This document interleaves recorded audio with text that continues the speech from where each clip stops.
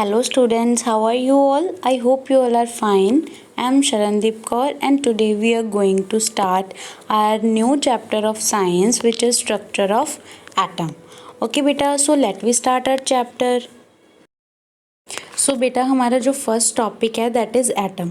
देखो बेटा एटम्स के बारे में हम हमारे लास्ट चैप्टर में भी पढ़ के आए हैं दैट व्हाट आर एटम्स और मॉलिक्यूल्स। तो एटम्स क्या होते हैं बेटा? एटम्स एंड मॉलिक्यूल्स को माना जाता है कि ये मैटर के बिल्डिंग ब्लॉक्स होते हैं। मतलब जो कोई भी मैटर है वो किससे मिलके बनता है? एटम्स या मॉलिक्यूल से मिलके बनता है। बट हमने लास्ट चैप्टर में ये चीज़ डिस्कस की थी कि जो एटम्स होते हैं वो इनडिविजिबल होते हैं। मतलब एटम्स को हम डिवाइड नहीं कर सकते। बट जो एटम्स होते हैं ना बेटा, इनको डिवाइड किया जा सकता है, ये भी डिविजिबल होते हैं। मतलब एटम्स भी किन्हीं चीज़ों से मिलके बनते हैं। एटम्स मिलके बनते हैं 3 चीज़ों से। बट कैसे ये पता चला कि एटम्स में भी कोई चीज़ प्रेजेंट होती है, वो चीज़ पहले देखते हैं। देखो बेटा हमने कुछ एग्जांपल्स लिए हैं। इन एग्जांपल्स में क्या है? इफ़ वी रब कॉम्ब इन ड्राई हेयर, अगर जब हम कंघी करते हैं ना अपने बालों में, तो जो ड्राई हेयर्स होते हैं ना वो क्या है, कॉम्ब के साथ थोड़ा सा अट्रैक्ट होते हैं, अट्रैक्शन शो करते हैं। जब हम कॉम्ब करके है ना मतलब बालों से हटाते हैं ना जब कॉम्ब को, तो कॉम्ब जो है वो थोड़ा सा अट्रैक्ट होता है टुवार्ड्स द हेयर। ऐसा क्यों होता है? ठीक है, या फिर मतलब ऐसा इसलिए होता है बेटा क्योंकि उसमें सम चार्जेस प्रेजेंट है हमारे हेयर्स में या फिर कॉम्ब में। जो रबिंग के मतलब रबिंग के समय जब हम रब करते हैं ना दोनों चीज़ों को आपस में, तब क्या है वो चार्ज्ड हो जाते हैं, है ना। इसीलिए वो क्या है मतलब अपनी अट्रैक्शन शो करते हैं। Then this comb attract small pieces of paper. जो ये कॉम्ब होगा ना, देखो पहले तो हमने क्या किया, हेयर के टुवार्ड्स भी अट्रैक्ट हुए, लेकिन रबिंग के बाद अगर हम उसको मतलब पेपर के पास लेके चले ना, तो पेपर के छोटे से पीसेस को भी वो क्या करेगा, अट्रैक्ट करेगा। ठीक है, इसके बाद क्या है, रब glass rod with a silk cloth. जब ग्लास रोड को हम सिल्क के क्लॉथ से रब करते हैं ना, रबिंग के बाद अगर हम उसको इन्फ्लेटेड बैलून के पास लेके चलें, तो वो जो ग्लास रोड होगी ना वो बैलून को अट्रैक्ट करेगी, या फिर बैलून के टुवर्ड्स खुद अट्रैक्ट होगी ग्लास रोड। इन्फ्लेटेड बैलून का क्या मतलब है बेटा? जो फूला हुआ नहीं है बैलून, ठीक है, अभी उसमें हवा नहीं भरी हुई है, उसमें गैस नहीं भरी हुई है, ठीक है, उस बैलून की हम बात कर रहे हैं। तो बेटा ये दोनों ऑब्जर्वेशन क्यों शो हो रही हैं? बिकॉज मतलब इन पार्टिकल्स के अंदर रबिंग के बाद कुछ चार्ज्ड पार्टिकल्स क्या हो जाती है, चार्ज हो जाते हैं। मतलब कुछ पार्टिकल्स होते हैं जो चार्ज हो जाते हैं, उनमें कुछ चार्ज आ जाता है। ठीक है, तो चार्ज पार्टिकल्स इन मैटर, तो इससे ये कंक्लूजन निकलती है बेटा कि जो मैटर होता है ना उसमें कुछ चार्ज्ड पार्टिकल्स प्रेजेंट होते हैं। We can conclude that on rubbing two object together they become electrically charged. जब दो किन्हीं ऑब्जेक्ट को आपस में रब किया जाता है ना, तो वो इलेक्ट्रिकली क्या बन जाते हैं, चार्ज्ड बन जाते हैं, उनमें सम चार्ज प्रोड्यूस हो जाता है। This shows that atom consist of charge particle.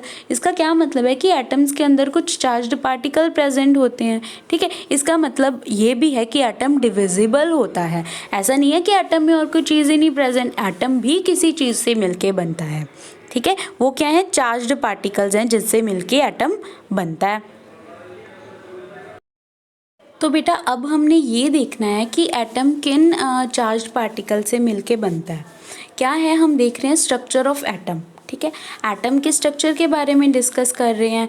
Then हम ये उसमें हम क्या देख रहे हैं कि एटम किन चीज़ों से मिलके बनता है। एटम कंसिस्ट ऑफ 3 सब एटॉमिक पार्टिकल्स। एटम जो है 3 पार्टिकल से मिलके बनता है, जिसको हम सब एटॉमिक पार्टिकल्स बोलते हैं। कौन कौन से पार्टिकल्स हैं बेटा? First is electron. ठीक है, इलेक्ट्रॉन पे जो चार्ज होता है वो नेगेटिवली चार्ज होता है। ठीक है, मतलब नेगेटिव चार्ज वाले होते हैं एंड इसको रिप्रेजेंट किया जाता है E- से। ठीक है, सेकेंड जो मतलब पार्टिकल्स होते हैं, सब एटॉमिक पार्टिकल्स होते हैं एटम के अंदर, दैट आर प्रोटॉन्स।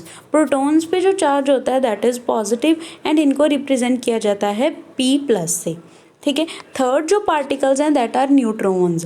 न्यूट्रॉन्स जो होते हैं इन पे कोई चार्ज नहीं होता, ठीक है, न्यूट्रल होते हैं एंड इनको रिप्रेजेंट किया जाता है या तो ओनली n से या फिर n के ऊपर 0 डाल देंगे, ये दिखाने के लिए कि इस पर कोई भी चार्ज प्रेजेंट नहीं है।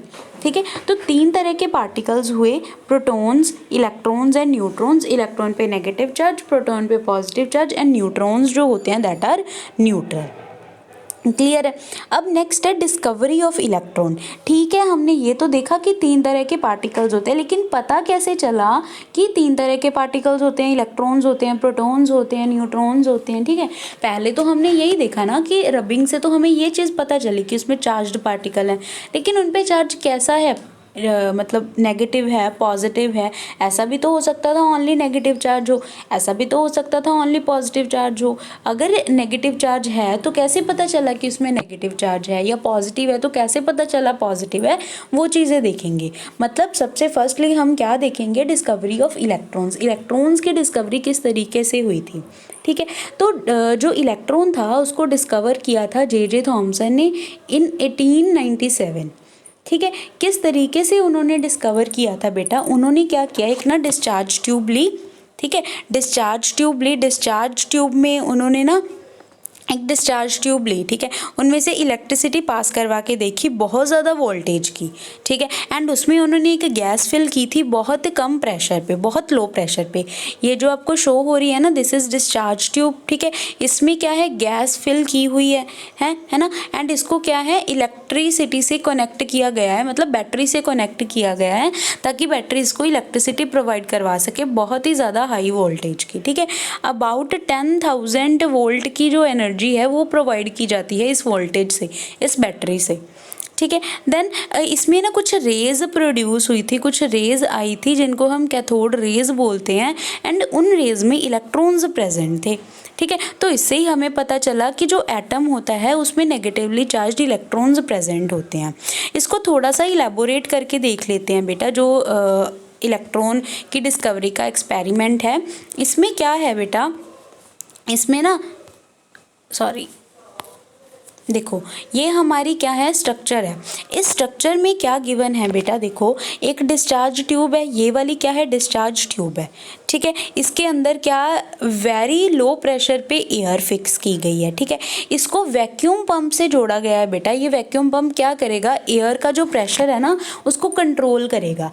या तो मतलब अगर हमें ज़्यादा प्रेशर की ज़रूरत है तो इस वैक्यूम पंप के थ्रू हम क्या करेंगे, इसमें एयर डाल देंगे, एंड अगर हमें कम एयर की ज़रूरत है, कम प्रेशर की ज़रूरत है, तो हम इसमें से एयर निकाल लेंगे। ठीक है, तो वैक्यूम पंप क्या करता है, प्रेशर को कंट्रोल करता है। क्लियर है। अब देन क्या किया गया बेटा, देन ना इसको मतलब बैटरी से हमने कनेक्ट करना है, तो कनेक्ट करने के लिए हमने 2 मेटल्स ले ली, एक इस तरफ लगा दी, एक इस तरफ लगा दी। इन मेटल्स की रॉड्स ली हैं, मेटल की रॉड को बैटरी से कनेक्ट कर दिया।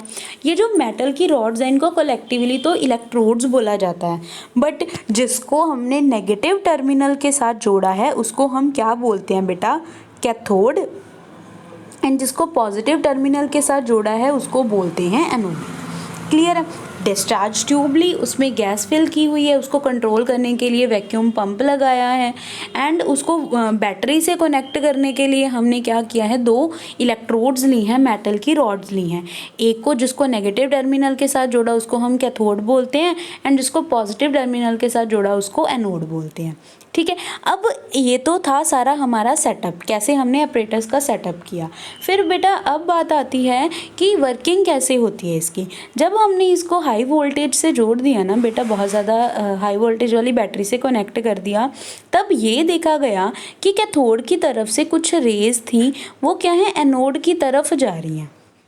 ठीक है, कुछ रेज थी जो कैथोड से एनोड की तरफ जा रही हैं। कैसे पता चला, जो ये डिस्चार्ज ट्यूब है ना इसमें ग्रीन कलर का ग्लो शो होने लग गया। ठीक है, वो ग्लो कैसे शो होता है, कैथोड से एनोड की तरफ शो होता है। ठीक है, वो ग्लो कैथोड से एनोड की तरफ शो होता है। ठीक है, इसलिए क्या बोला गया कि कुछ रेज हैं जो कैथोड से एनोड की तरफ जा रही हैं। ठीक है। बाद में बेटा देखो, अगर कोई चीज़ है वो एनोड की तरफ जा रही है, एनोड क्या होता है, पॉजिटिवली चार्ज, ठीक है। हमें पता है जो सेम चार्ज वाले पार्टिकल्स होते हैं वो एक दूसरे को रिपेल करते हैं, ठीक है। पॉजिटिव एंड पॉजिटिव एक दूसरे को रिपेल करेंगे, नेगेटिव एंड नेगेटिव एक दूसरे को रिपेल करेंगे, बट जो अपोजिट चार्ज होते हैं पॉजिटिव एंड नेगेटिव ये एक दूसरे को अट्रैक्ट करते हैं।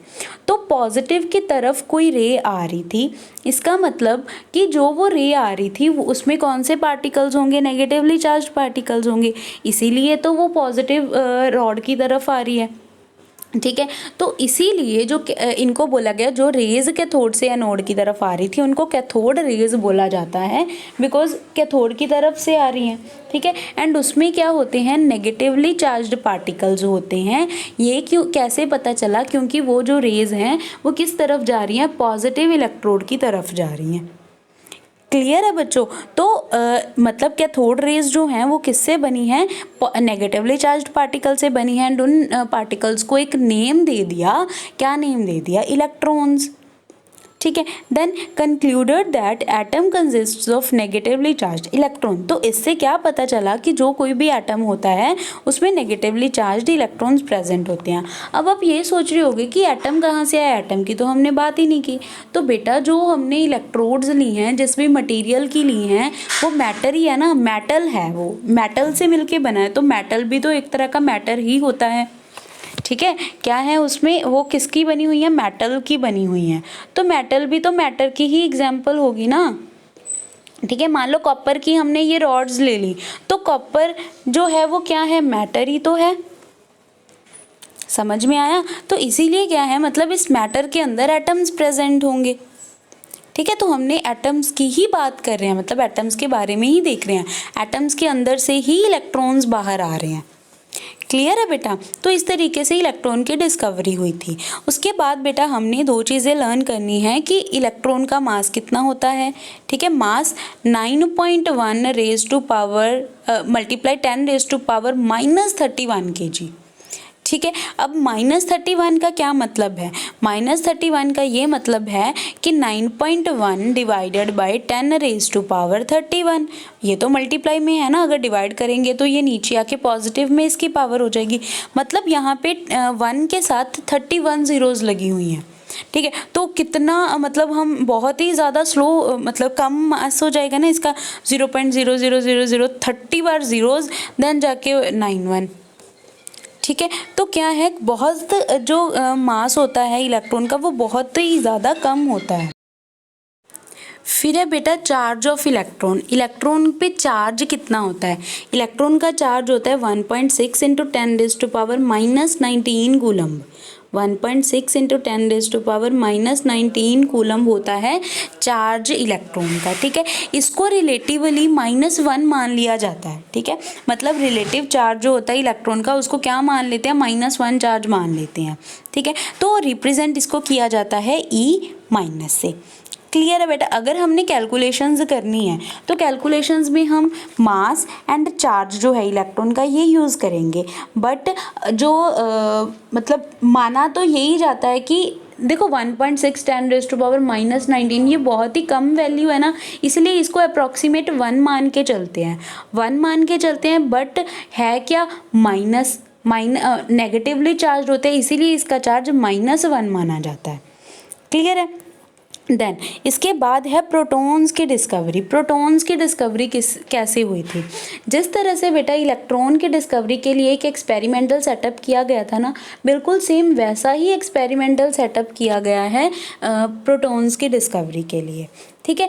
जो प्रोटॉन की डिस्कवरी थी ये ई गोल्डस्टीन ने की थी, एंड इलेक्ट्रॉन की डिस्कवरी हमने देखा था जे थॉमसन ने की थी, ठीक है। ई गोल्डस्टीन ने प्रोटॉन की एग्जिस्टेंस को मतलब माना था या प्रोटॉन्स के बारे में डिस्कवर किया था, ठीक है। इन्होंने भी क्या लिया, इलेक्ट्रिसिटी को पास करवाया डिस्चार्ज ट्यूब में से, हाई वोल्टेज लेके एंड लो प्रेशर लेके ट्यूब में, ठीक है। अब इसमें क्या गया है बेटा, वहाँ पे हमने क्या ली थी, कैथोड एंड एनोड, तो वहाँ पे भी ली थी, यहाँ पे भी हम वैसे ही लेंगे। यहाँ पे कैथोड है, यहाँ पे एनोड है, इसको हाई वोल्टेज से जोड़ा, वैक्यूम पंप लगाया है प्रेशर को कंट्रोल करने के लिए, और क्या है लो प्रेशर हमें मतलब हमने रखा है, ठीक है। होगा क्या बेटा इसमें बस एक चीज़ का डिफरेंस लिया। क्या चीज़ का डिफरेंस लिया उन्होंने? कैथोड का। वहाँ पे जो कैथोड थी वो मेटल की बनी हुई थी, ये भी मेटल की बनी हुई है, बट इसमें ना छोटे छोटे होल्स हैं, उसको बोलते हैं परफोरेटेड कैथोड, ठीक है। परफोरेटेड कैथोड बोलते हैं, मतलब जो कैथोड हमने ली है उसमें छोटे छोटे ना होल्स लिए हैं। ये होल्स क्या करेंगे बेटा, जब एनोड रेज होंगी, है ना। देखो कैथोड रेज तो ठीक है, वो कैथोड से एनोड की तरफ आ रही हैं, अब भी आएंगी, ठीक है। बट ये भी देखा गया कि एनोड की तरफ से भी कुछ रेज जो हैं वो कैथोड की तरफ आती हैं, ठीक है। अब परफोरेटेड हमने इसलिए लगाई है, इसलिए होल्स वाली कैथोड का यूज़ किया, बिकॉज पहले जो हमने यूज़ किया था उसमें हमें कुछ भी शो नहीं हो रहा था। अब हमने इसको क्या किया, परफोरेटेड कैथोड लेके, होल्स वाली कैथोड लेके पीछे ना हमने एक स्क्रीन लगा दी, ठीक है। जब हमने इसको क्या किया, मतलब चलाया या बैटरी से कनेक्ट कर दिया, बैटरी की स्विच ऑन कर दी, तो क्या हुआ, वैसे तो पहले वाले जैसे भी हुआ, मतलब कैथोड से कुछ रेज एनोड की तरफ भी जा रही हैं। बट अब ये भी देखा गया कि यहाँ पे ना जहाँ पे हमने स्क्रीन लाई है कैथोड के पीछे, वहाँ पे ना रेड कलर का ग्लो शो होने लग गया। वो रेड कलर का ग्लो क्यों हुआ? बिकॉज कुछ रेज ऐसी भी थी जो एनोड की तरफ से कैथोड की तरफ आ रही हैं, ठीक है। एनोड से कैथोड की तरफ आ रही हैं एंड वो कैथोड के बीच में से पास करके पीछे जब स्क्रीन से टकराती हैं तो स्क्रीन का कलर क्या हो जाता है, रेड हो जाता है, ठीक है।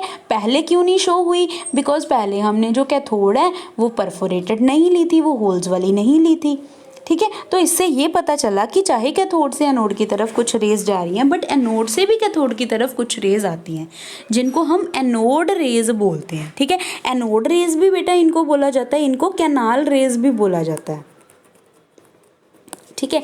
कैनाल रेज भी इनको बोला जाता है। तो ये हमें क्या बताता है कि एक रे आ रही है, वो नेगेटिव चार्ज वाली इलेक्ट्रोड की तरफ जा रही है, तो नेगेटिव की तरफ कौन अट्रैक्ट होगा? पॉजिटिव। इसका मतलब जो एनोड रेज होंगी ना वो क्या होंगी?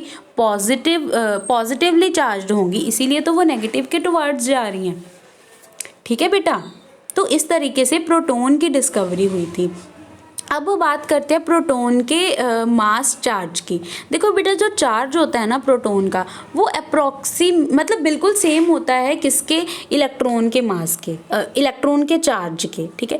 प्रोटॉन का चार्ज इलेक्ट्रॉन के चार्ज के इक्वल होता है, बट अपोजिट होता है, मतलब इक्वल तो है, मैग्नीट्यूड तो बिल्कुल सेम है, बट इन पे चार्ज का डिफरेंस है। मतलब अगर हम इलेक्ट्रॉन पे नेगेटिव साइन लेते हैं तो इस पे पॉजिटिव साइन लेंगे। अगर इलेक्ट्रॉन का मास चार्ज -1.6 इंटू 10⁻19 लेंगे या अप्रॉक्सीमेट -1 लेंगे तो प्रोटॉन का चार्ज +1 लिया जाता है या अप्रॉक्सीमेट 1 लिया जाता है, ठीक है। एंड रिप्रेजेंट किया जाता है प्रोटॉन को P+ से।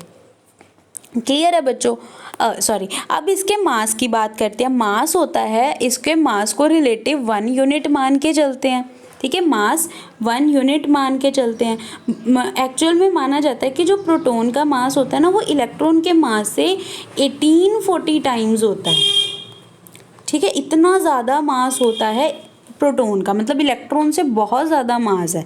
इलेक्ट्रॉन का मास तो बहुत कम था ना, 9.1 इंटू 10⁻31 kg, लेकिन इसका मास बहुत ज़्यादा होता है एज़ कम्पेयर टू इलेक्ट्रॉन का मास, एंड इसको रिप्रेजेंट करते हैं P+ से, ठीक है। देन डिस्कवरी ऑफ न्यूट्रॉन, हमने प्रोटॉन की डिस्कवरी कर ली, इलेक्ट्रॉन की डिस्कवरी कर ली, अब हमने करना है डिस्कवरी ऑफ न्यूट्रॉन। तो इसमें क्या है, जेम्स चैडविक डिस्कवर्ड न्यूट्रॉन इन 1932। 1932 में जेम्स चैडविक ने क्या किया था, न्यूट्रॉन को डिस्कवर किया था, ठीक है। Neutral particles found in nucleus of the atom, atom के न्यूक्लियस में प्रेजेंट होते हैं ये जो न्यूट्रल पार्टिकल्स हैं। जो पूरे एटम का मास होता है ना बेटा, वो प्रोटॉन एंड न्यूट्रॉन के मास के इक्वल होता है, ठीक है। मास ऑफ जो एटम होता है वो प्रोटॉन एंड न्यूट्रॉन के मास के इक्वल होता है।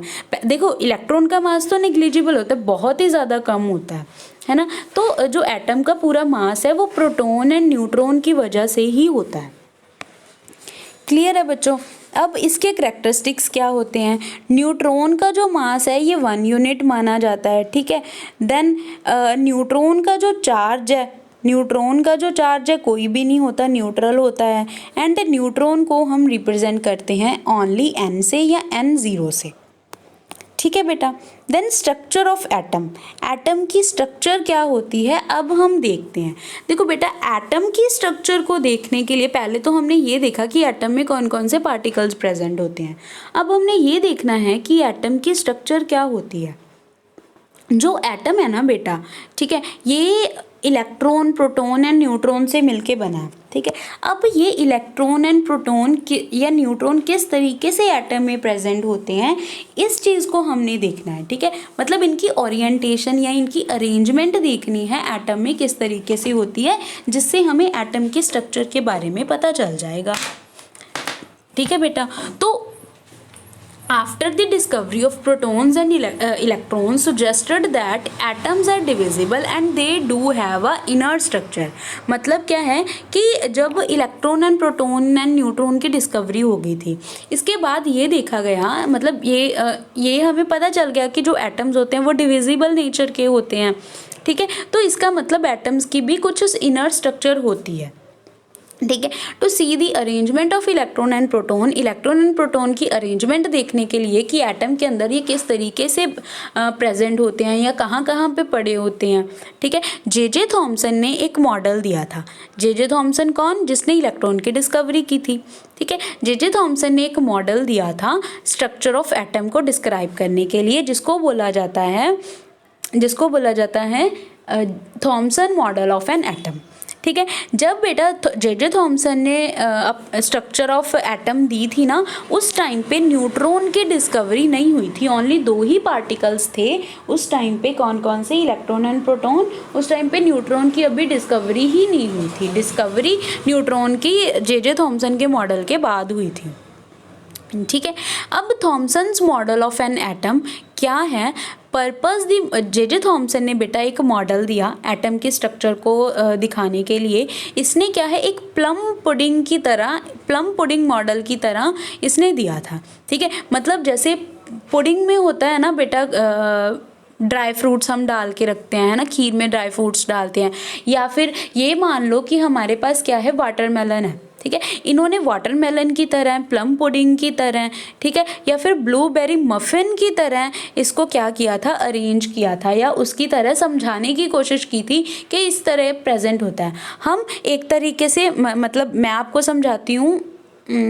अगर हम बात करें वाटरमेलन की बात करें, तो वाटरमेलन में जो वाटरमेलन पूरा है ना, वो उन्होंने क्या माना कि वो क्या है, पॉजिटिवली चार्ज्ड एक सफ़ियर है। ठीक है, एटम जो होता है वो वाटरमेलन की तरह एक पॉजिटिवली चार्ज्ड सफ़ियर होता है। ठीक है, एंड जैसे वाटरमेलन में सीड्स होते हैं ना, उसी तरह एटम के अंदर इलेक्ट्रॉन्स कहीं कहीं पे प्रेजेंट होते हैं। ठीक है, क्या बताया इन्होंने कि जो इलेक्ट्रॉन्स होते हैं वो, अगर हम पुडिंग में बात करें, है ना, तो रेजिन्स की तरह प्रेजेंट होते हैं, है ना, जैसे हम ड्राई फ्रूट्स वगैरह डाल देंगे।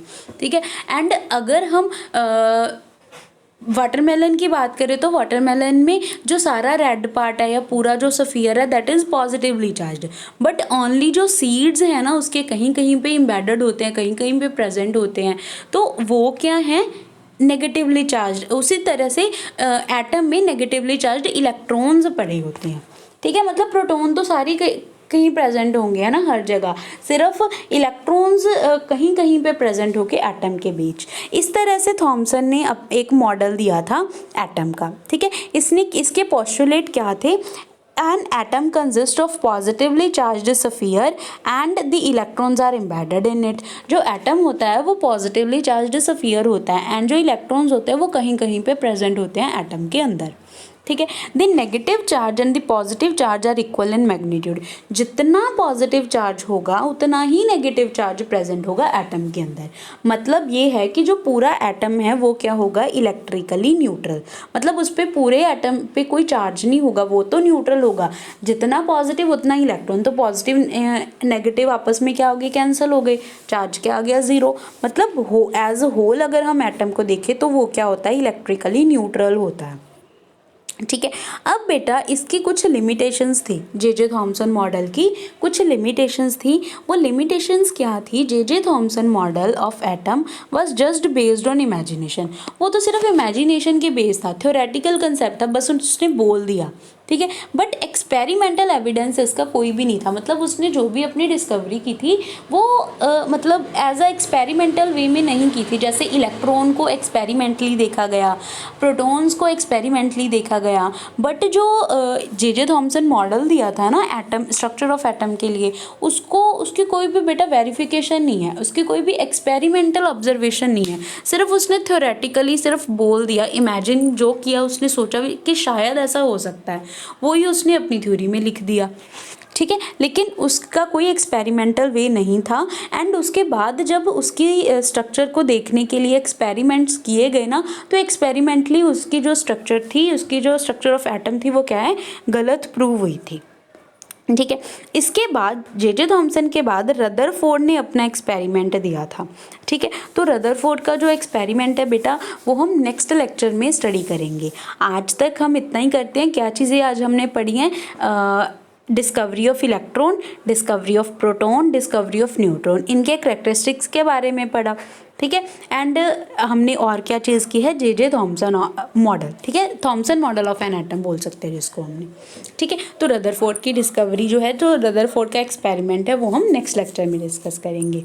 So thank you and have a nice day.